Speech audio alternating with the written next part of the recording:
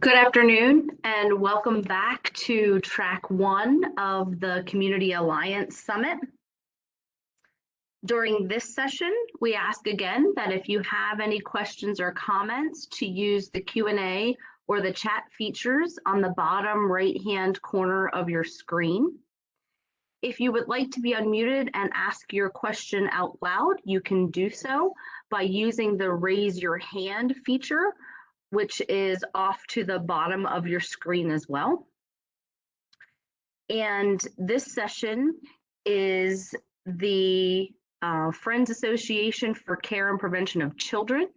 I'm going to be introducing you to Jennifer Lopez, and she will be speaking from 2:45 to 3:45.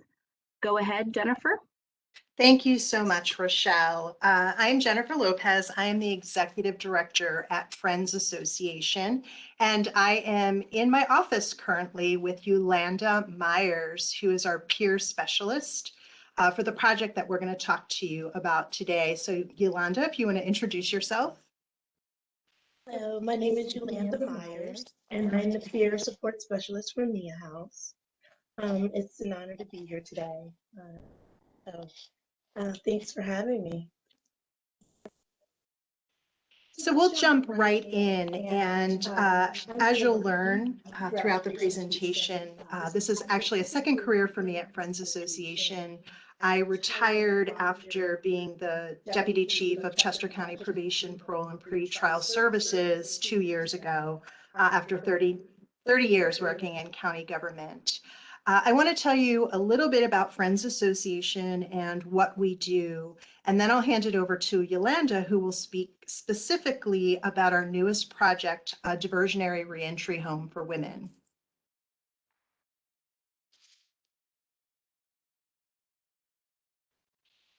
So Friends Association is a Chester County nonprofit that's focused on solutions to family homelessness.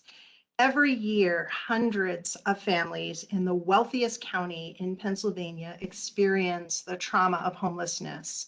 With a really bold vision for change, Friends believes in the power of neighbors coming together to create a more equitable community for all.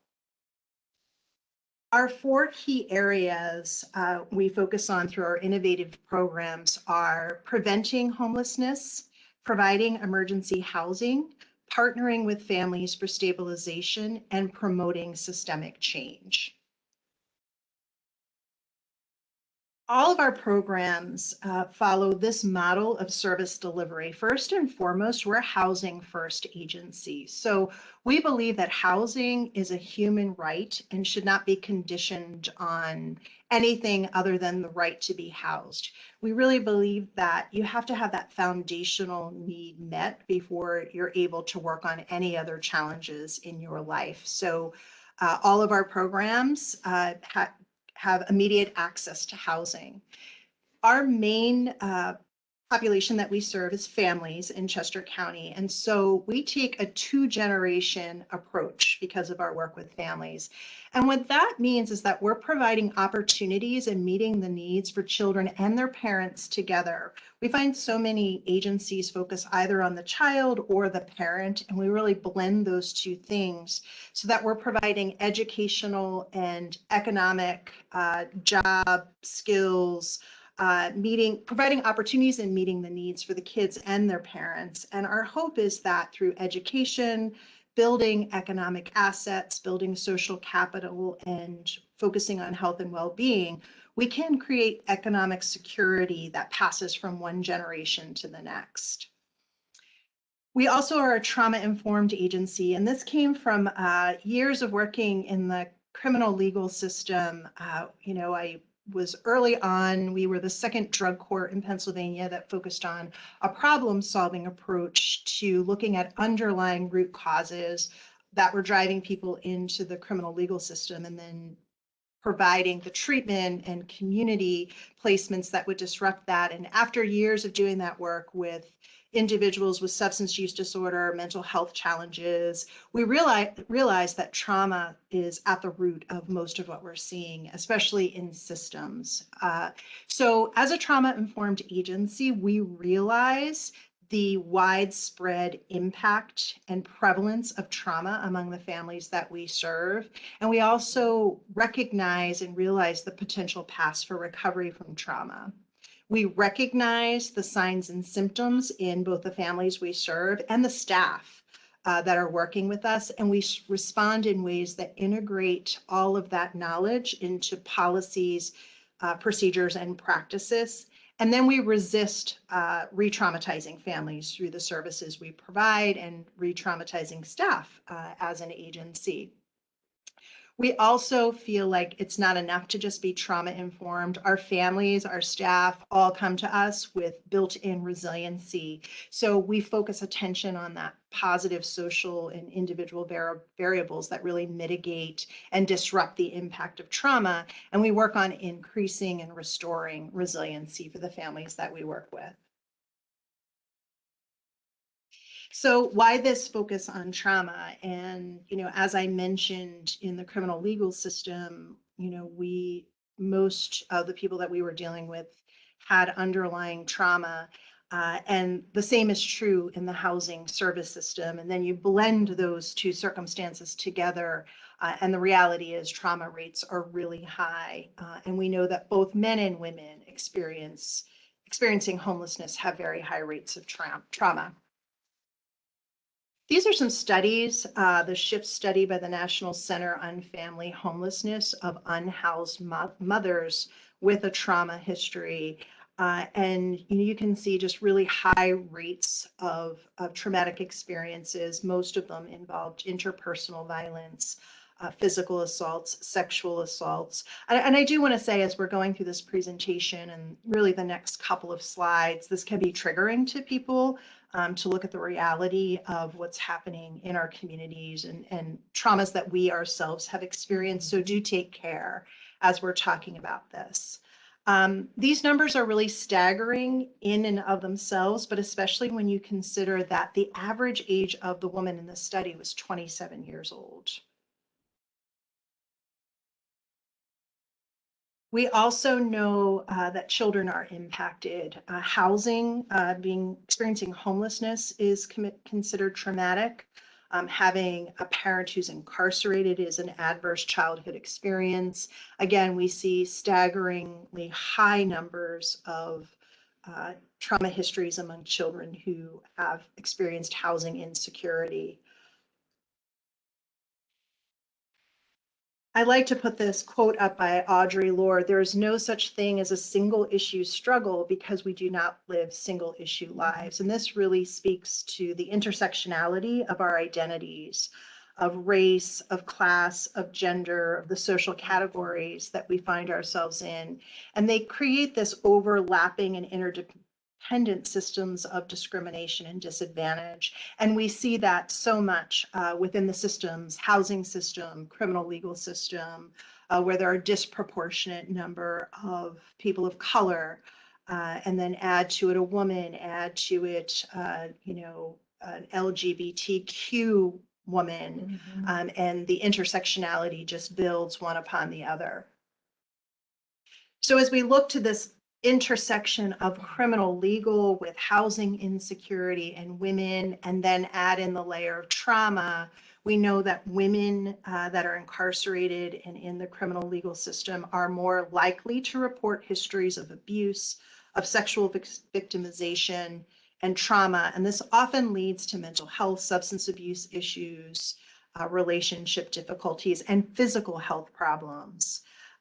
There is a history of interpersonal violence that's prevalent among both men and women in the criminal legal system, but it's much higher in women.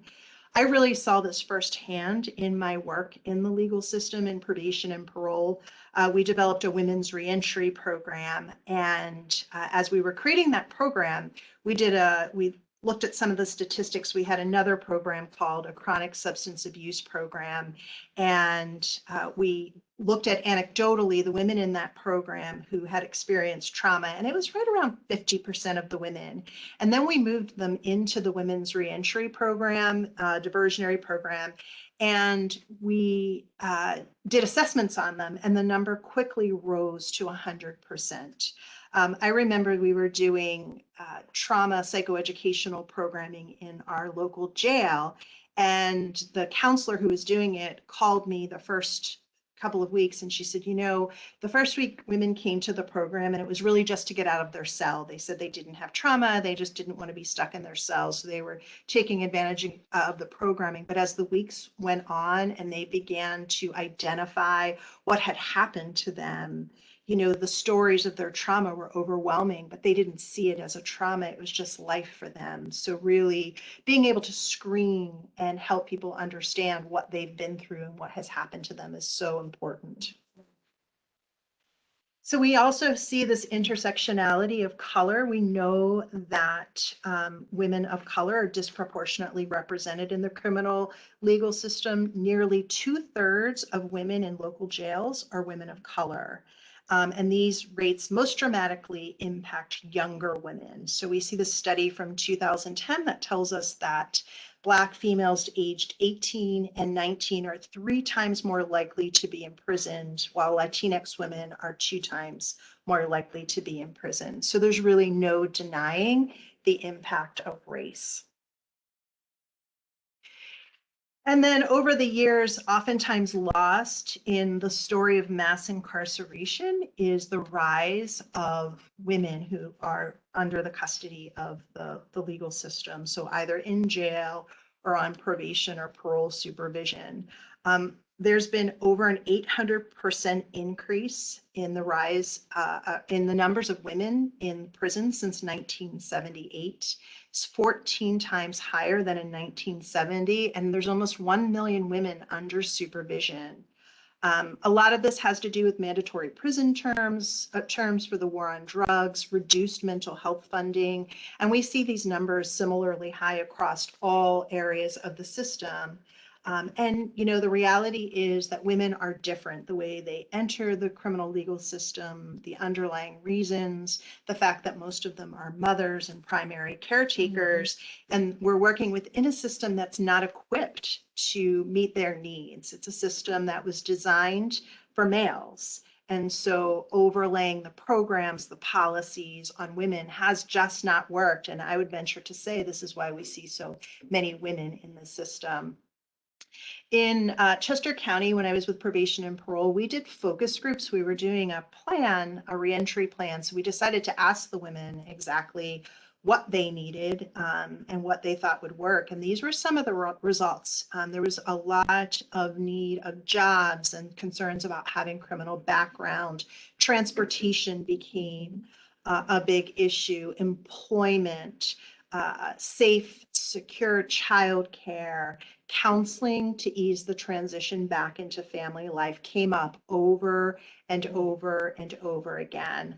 Most women who are incarcerated are disconnected from their families while they're incarcerated. So we saw the concerns about how to reconnect and reunify over and over. You know, when we looked at their needs, you know, it really boiled down to some foundational things that they needed, including housing, fear of the stigma, treatment for substance use disorder, mental health, health care, you know, all of the things that were weighing on them as they were preparing to re-enter their community. And again, what I would see the most in working with women, and I worked with women as they were incarcerated and then re-entering our community, was, you know, the heavy weights on their heart about reconnecting with their kids and facing the guilt and the shame that someone else had been mothering their children while they were away. And then the worries about making that reconnection with them. So every year, roughly 1.9 million American women are released from prison and jails. Locally, we see about 300 women released from Chester County Prison. And despite this huge influx returning to our communities, there's few housing options or supportive services. And like I said, while we've focused on mass incarceration and that has intensified, especially throughout the pandemic, we've really seen that come to the forefront. Services for women have lagged behind those for men. So women have distinctively different needs. They're more likely to have young children. The vast majority, like I said, are recovering from trauma. So gender responsive programming and housing are really vital for women and their families. Without that type of programming, women are more likely to end up homeless than their male counterparts, and housing insecurity ultimately contributes to recidivism. So really understanding their lives and the lack of understanding to the underserved aspects of their lives has both short and long-term consequences for their emotional, their physical well-being, and most importantly, their families and their communities. So when women are incarcerated, it creates trauma, it creates disruption at the individual and family level, and that ultimately contributes to health disparities, particularly in low-income and marginalized communities of color. It also impacts our communities. Women sometimes are at the center, the matriarchs of our community, and providing supports to neighborhoods that go unnoticed until they're incarcerated. We also know that women, even as short-term members of a prison population, they experience high levels of infectious and chronic diseases, addiction, mental health, and ongoing violence that has a profound effect for the rest of their lives. And these problems don't end after incarceration. As I mentioned earlier, more than half, 80% of the women are in prison are mothers, and most of them are custodial parents. Also, we have so many women entering prisons who either recently gave birth or are pregnant. More than half of children of female women incarcerated never visit their mothers in prison. And it's just a tragedy on both ends as a mother and for the children to sever that attachment. And we all know if you've done any training or education around trauma, secure attachment or an insecure attachment is the first trauma. And we are perpetuating that over and over through the incarceration with women. I worked with a woman who was incarcerated, sadly, for a crime that happened 3 years prior. The police kind of held the charges, arrested her. She gave birth and went to jail and could only see her newborn every other week for 1 hour on a Saturday. So that sticks with me. It was probably 5 years ago, but I continue to think about the long-term impact to that baby and to her as a mother. And we know there's so much research that shows that practices that facilitate and strengthen family connections during incarceration can reduce the strain of parental incarceration, both on mom, dad, and the child, reduce recidivism rates, and increase the likelihood of successful reentry. This is a devastating statement. When a man goes to prison, he loses his freedom, but when a woman goes to prison, she loses her children. And statistics really show that women are frequently sentenced to short periods of incarceration for really minor offenses that just cause chaos and disruption in their lives and their families without any real chance of addressing the cause of the behavior in the first place. So, it's with this all being said that we came up with the idea for Nia House. I mentioned over 300 women are paroled from Chester County Prison, and without the supportive services and extended family support, temporary housing is often impossible to secure. Many populations have been deeply impacted and affected by the lack of affordable housing, but this deficit is even more devastating for women just released from jail with a criminal record, with no savings for application fees and security deposits, no references for a job, no transportation, and scarce employment opportunities in our community. I am now going to turn it over to Yolanda, who is going to share our solution to the really depressing part that I just went through. I hate to leave it on that, but it can be really depressing to think about. Good afternoon, everybody. My name is Yolanda, and I am the peer support specialist at Nia House. And I am very excited to be a part of this upcoming project to support the women in our community, women and children, as they re-enter, I want to say, the world. I know for myself, I have experienced, I'll say I have been blessed to live 2 lives in one lifetime.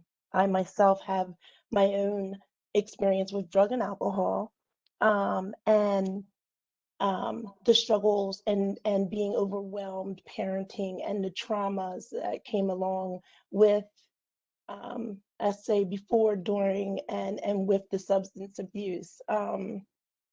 And my hopes is to be a beacon for the women and the children that come through our program, you know, that there is hope, there is recovery, and healing. So with Nia House, Restore, Rebuild, and Reunify, it's a community-based program for women and children impacted by incarceration. Um, and this is going to be a ground, a place to heal in the community and reconnect to their purpose. We want to cultivate a safe and stable housing, um, empower the women economically, and first and foremost, start the healing process from the trauma. Um, I believe that trauma is the root of the vicious cycle of drug and alcohol abuse, incarceration, and along with the long effects of the trauma comes the mental health. Um, it is unfortunate that some of us are predisposed biologically to the drug and alcohol first and foremost, along with the trauma. It's like it's the odds were against us from the beginning, being predisposed. And then you add trauma onto it, that is our coping mechanism. But again, with this community that we hope to cultivate, a trauma-informed home, we hope that it's the start to healing, um, and providing um, a stable connection with the children to reunify the children that also have been faced with trauma. I say the leadership is very big because if our clients can see it, they can be it.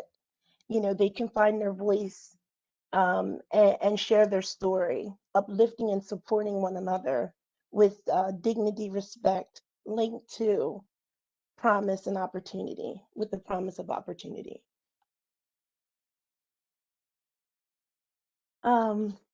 So our next slide is starting the restore process. And again, that's to provide a safe and stable environment, you know, cultivating a trauma-informed environment so the women and the children can feel safe. They can heal and not feel judged. It'll be a place, a sanctuary, if you will, that initiates and promotes and nurtures healing, non-judgmental acceptance, compassion and empathy. You know, a safe place in layman's terms for the women and the children to heal. And definitely inclusive of family. All support and positive support is necessary. The support system is a major piece of the puzzle, and some of our women don't have that.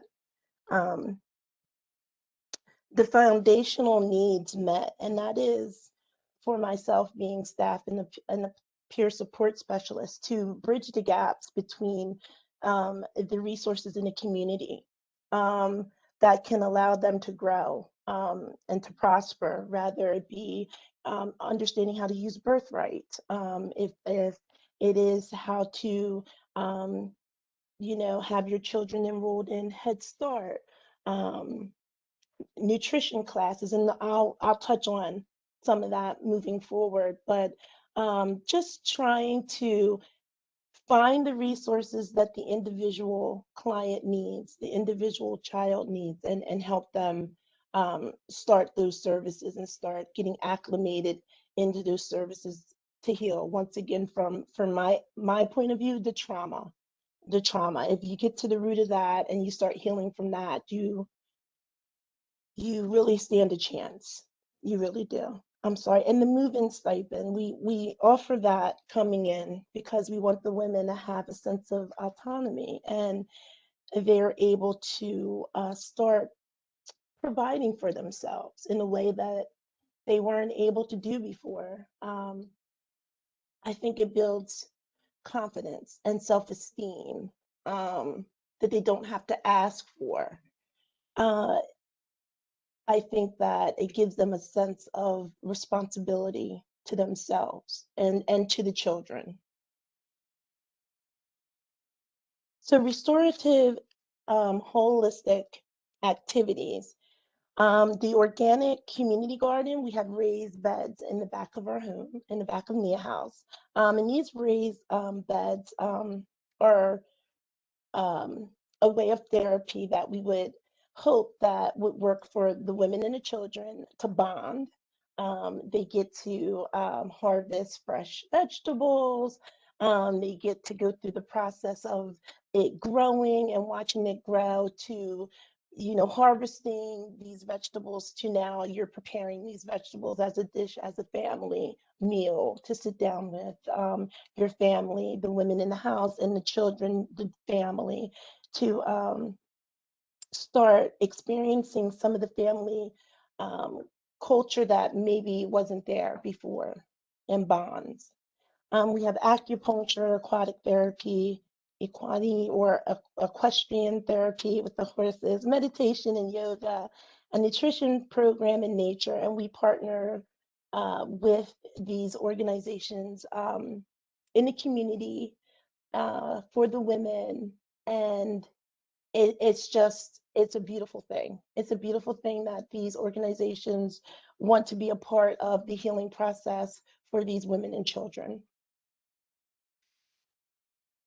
They get to experience things that they haven't before, that they didn't even know existed. So it's great. The rebuilding, of course, for recovery, the certified peer specialist would try to make sure that they were getting in as many self-help groups as possible, as an individual plan would be made and individual goals to be met. Access to DNA, drug and alcohol treatment, wraparound services. Of course, we would like, the legal assistance for the ones that are still, wrestling down those legal issues that they acquired while, being, or why they were incarcerated. The family reunification and health and education. We want to work with all organizations, whether that be child guidance, to get the children the help that they need. Uh, Head Start, the ICU building, to get whatever services may be needed for the children, the mental health support, counseling. Um, we want to focus on getting to the root of the trauma and getting it started and starting that healing process. And I think that when you have access to trauma counseling, and I know years ago, that's not something that they focused on when I went through, it was treating the symptom, which was the drug addiction, treating the symptom of, the legal issue. However, if we could have started from the root and got to the root of these things, then the coping mechanism, which is the using, um, may not have been there. And then we eliminate the legal problems because we're not using and engaging in that risky behavior to acquire those legal issues. It baffles me how things have changed, but it's changing for the better. And I believe that this program would be just a miracle program. I really do, for the women that we're going to be servicing, and being able to support them in ways that it just hasn't been done. The women and the children, focusing on both. And it's just going to be a great and awesome journey. So rebuild. The peers are also going to facilitate their own groups. They have parenting inside out, self-trauma groups, and moving on program groups, and they're going to get to learn about themselves. They're going to get to share this with each other, building bonds and trusting each other. It's gonna grow them. I think it's gonna charisma and their spirit and their strength and their confidence that they are enough. And it's not what did I do, or it's what has happened to me, and they're gonna get to express that. That is, they're gonna get to really get into that. And here we go again, heal and start to heal from it. So case management, we will develop a recovery support plan, and we'll have individual and personal goals, self-identified goals. Compliance with courts, of course, we'll be working closely with the courts, and trying to motivate them that it's all worth it in the end. Employment, where we will have from working on their GED to college courses, if that's what their heart desires. There's just so much to pursue, and they can have it if they want it, and we're going to be there to support it. And then at the end of all this, the goal was also stable housing with the reunification of the children. But we'll work towards that, of course. But it's just that is our goal, is for them to be able to be self-sufficient and independent and healthy, and learn how to cope a healthier way. So with that being said, I am going to turn it back over to Jen.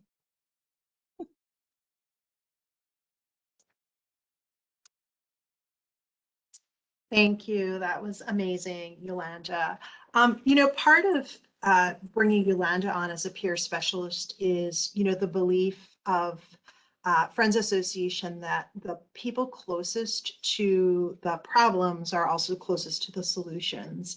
And this really needs to be community driven, and that the strength lies within our community. So a big aspect of Nia House, and Nia in Swahili means purpose, is finding that greater purpose for the experience that women have been through, and really building upon that. So we are going to work with local groups to do community organizing, and develop leadership leaders among the women who have been formerly incarcerated, because we believe that their power lies within their story, and having them centered in being able to tell their stories, whether it's to our local county commissioners or to the state legislator for funding, for change in policy, is really the end goal of what we want to do. So we'll be working on advocacy. We'll partner, with whoever wants to partner with us on local and statewide change. And do some grassroots organizing as well. The other aspect, and I think this is probably, for me personally, what drove the creation of Nia House when I came to Friends Association and looking for this opportunity, was the reunification piece. I remember, working with women while they were incarcerated who had no contact with their kids, or had to put their kids in the care of a relative who was already overburdened and stressed out. And the worry, I couldn't imagine not knowing what was happening with my kids every day. Phone calls are limited. Visitation, our county jail is rural. It's not on a bus line. So getting there, being able to see your mom or even your dad, any parent, wasn't happening. And it was a resounding fear of women over and over as they would get released. How were they going to take back that role of parent and primary care, reclaim their motherhood, really. And that was where we saw a lot of struggle and a lot of relapse and a lot of shame around that issue. And we soon realized there was no preparation in most court systems, and it's here in Chester County. They have things called bench paroles. So you're in jail and all of a sudden you find out you're going to court the next week and you get released right from the courthouse and nobody knows you're coming home. Your child has not been prepared. There's not any plan to transfer parenting with whoever's been caretaking.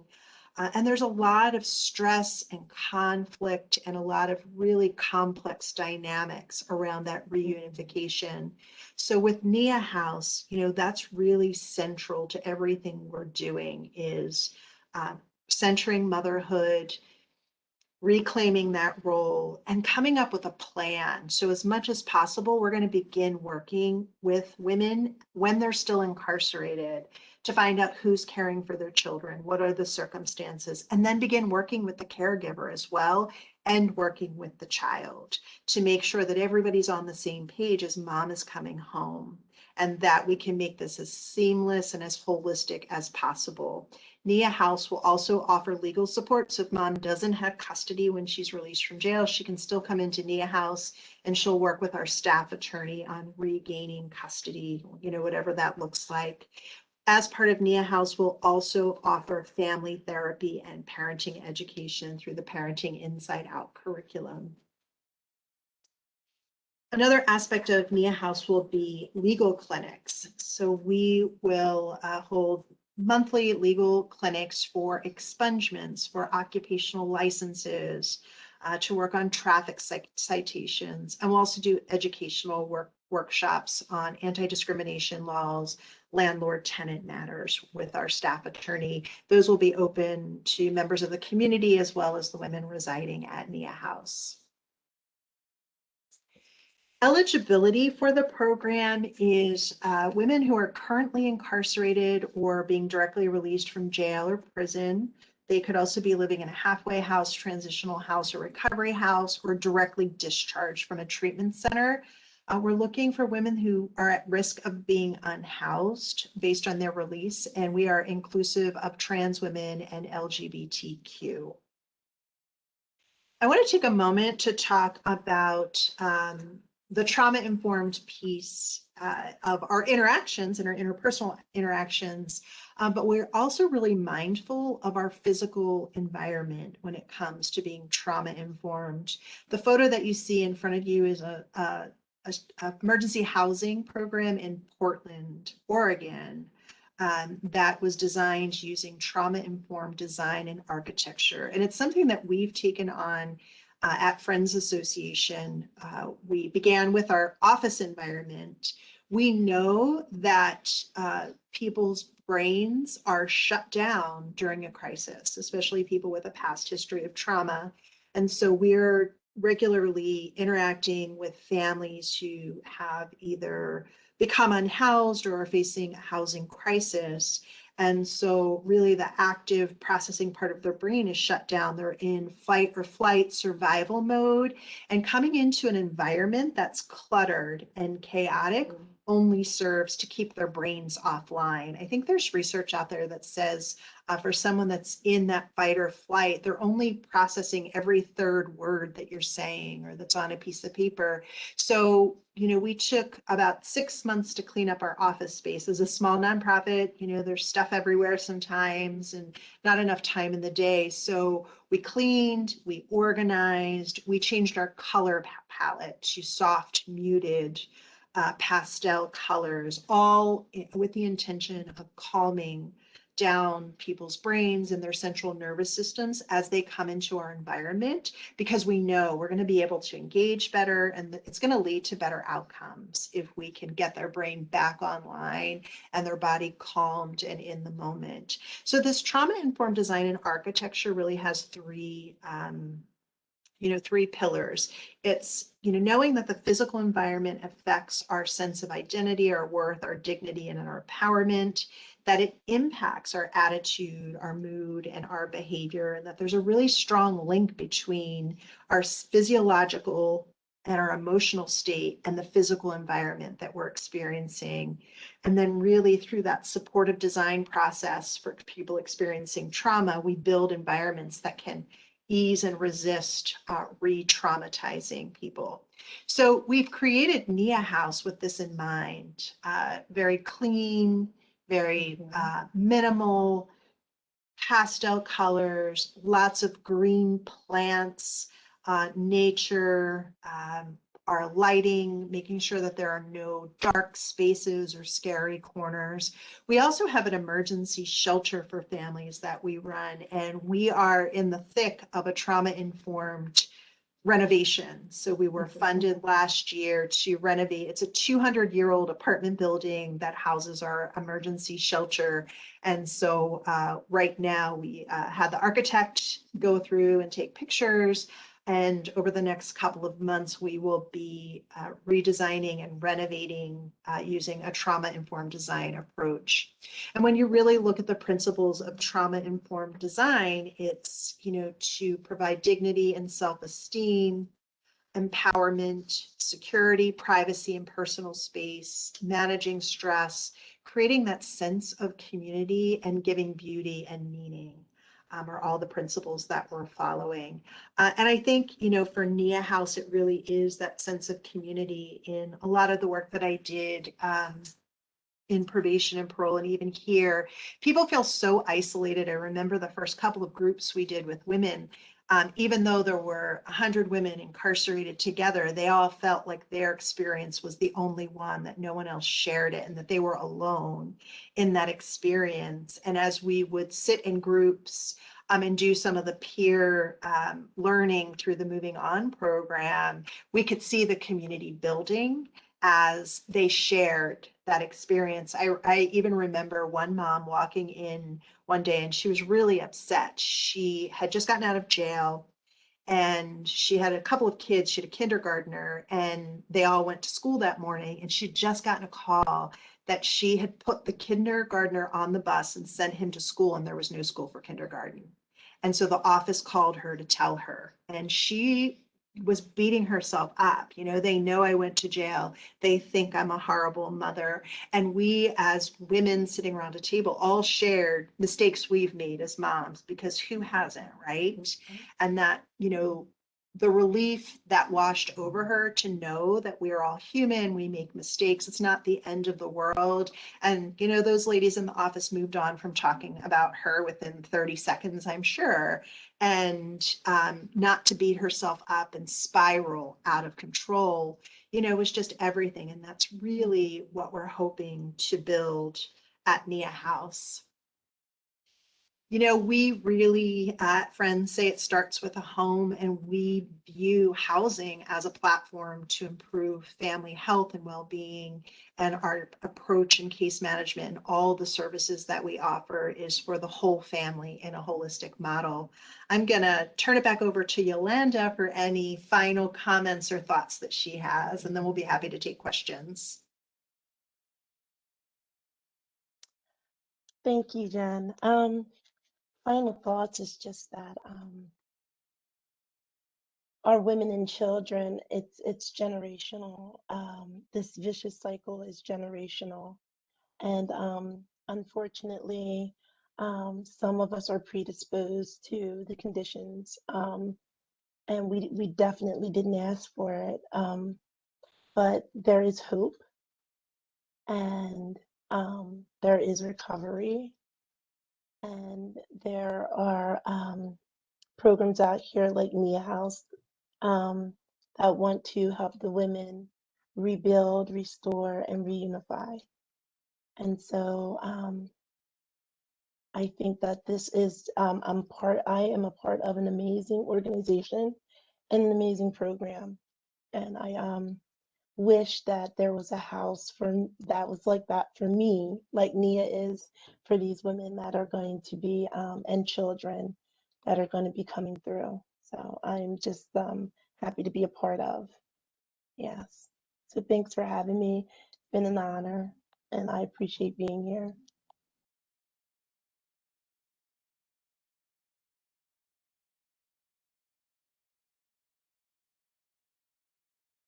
I know no one's going to be disappointed that we ended a little bit early, but we're happy to take any questions.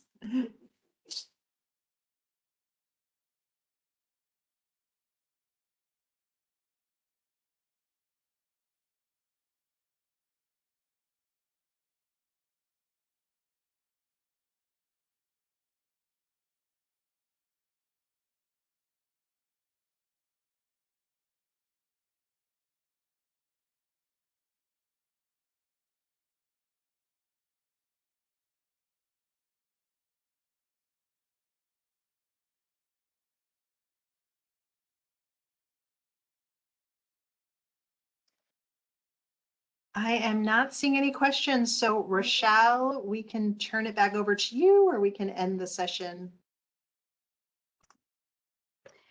Yes, I don't see any questions in the chat. So thank you all for attending the session, and thank you presenters. That was wonderful, wonderful information. I appreciate that. And we'll go ahead and end the session, and then we'll be back at 4 p.m. Bye-bye. Thank you.